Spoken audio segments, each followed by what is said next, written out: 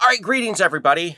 I am making a very quick video here with my buddy Matt. You can't see him because he's off camera, but this is his 2022 Fender Players Series Stratocaster, and it's going back to the store. And if you're triggered by people trash talking Fender, you might want to move on to the next video, because Fender has made a mess on the floor, and I'm about to rub Fender's nose in it. Now, for guys like me and Matt over there, the word player, as in, player series, really means something to us. And to explain it, let me say this. I go, see that 59 hand-wired Marshall cabinet with or head with the cabinet with those greenbacks and this nice SG modern. Guess what? I'm not taking that to, Billy Bob's house of beer spilling and not up to code wiring. That equipment's not going there. What I want to take to places like that are guitars like this, like these player instruments. I have some Epiphones that are players. They look good, they function well, and I'm not embarrassed to take them out, because just like Van Morrison said, all the girls are dressed up for each other, and guitar players want to impress other guitar players. So, we want an instrument that looks nice, but we don't necessarily want to take out our 1972, a Fender Telecaster, so that, someone can just spill moonshine all over it. That's not what we want to do. So we want a player instrument, something that looks nice, maybe cost a little less, and something that we're not afraid to do modifications to. Again, if you've got that, 1972 guitar, and, you open up, its back cavity, and you see, a red hair from the person that originally inspected it inside the cabinet, inside the cavity, you'd probably leave that red hair there just so it's more authentic and original. We don't want to do things to our expensive instruments, because then they're not expensive anymore, and someday we may need hip and knee replacements. That's why we put that stuff away. But a player series instrument, it looks good, but you can still swap some stuff out. It's okay.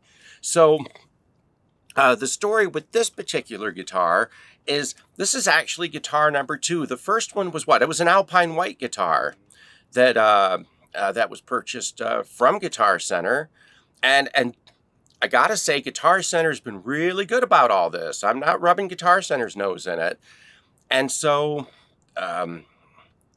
that guitar was taken home, and guess what?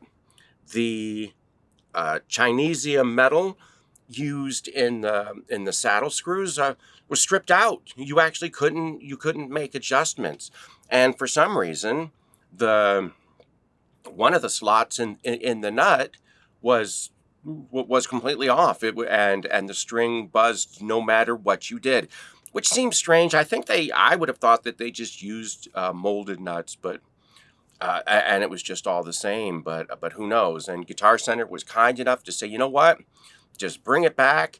A truck's coming in, and we'll just pull one right off the truck. And we got there, and they pulled it off the truck, and we watched it come out of the box. This one came out of the box with a broken E string, but we didn't care. Guitar Center was like, hey, we'll give you a pack of strings. And besides, I like to do setups. I know Matt likes to do setups. We actually enjoy doing setups. And in a player series type instrument, or a player guitar, I sort of expect with an Epiphone, or with a guitar of this series, that you're gonna have to do a little bit of filing. You're gonna have to do a little bit of work. And on this particular one, this entire bridge is just in the wrong place. It's completely in the wrong place. And I imagine right now I'm showing you close-up pictures. This guitar is unplayable. Not only that, it had what would you say? It probably had six frets that needed to be knocked down. We had to knock down about 6 frets, and then once we restrung it, because while we were at Guitar Center, we just had him remove the strings and then brought it home. Once the strings were in, we could see that, the bridge is just in the wrong place. And it's hard for me to believe that Fender would do just such a poor job. And I'm convinced whoever boxed this up knew that it was off and intentionally broke the string so that it wouldn't be obvious right away. But once the strings were on the instrument, you could see that the bridge was in the wrong place, which is strange because I know that, it's not like somebody in Mexico, and this is made in Mexico, hand carved this with a chisel. This was made by a machine. Clearly there was something wrong in the setup, and how it passed all of those inspections and made its way here, through California here into hill country without anybody noticing is really just just a bad check mark there for Fender. They really should have their nose rubbed into it. This isn't a $300 guitar. This is an $800 guitar with the bridge in the wrong place. And maybe that could be acceptable were it not for the fact that the one Matt over there bought just a couple of days ago, couldn't even be set up. So I'm not sure what's up with you, Fender, but you really need to get your act together. $800 will get you a lot of really good imports. We don't need your Players Series. So I don't know, Matt, would you add anything to all of that? No, just that it's not Guitar Center's fault. Yep, it's not Guitar Center's fault. And by the way, we're going back to Guitar Center. They say they have 3 more in boxes, so we're gonna have a look and see if we can get one that works. Anyways, thumbs down today for Fender for doing this, and we're off to get us a new guitar. Well, I'm back. So I was hoping the end of the last video was actually the end of this story, but it isn't. So we took the instrument back to Guitar Center where several of the workers looked and tried to see if, the fact that clearly the bridge route's in the wrong place is something that they could fix by poking at it with their fingers and looking perplexed at it. And we convinced them that poking at it with their fingers probably wasn't going to make the bridge move where it needed to be. So we looked at several other Fender Players Series instruments that, of course, just came off the truck. And all of them were bad. All of them.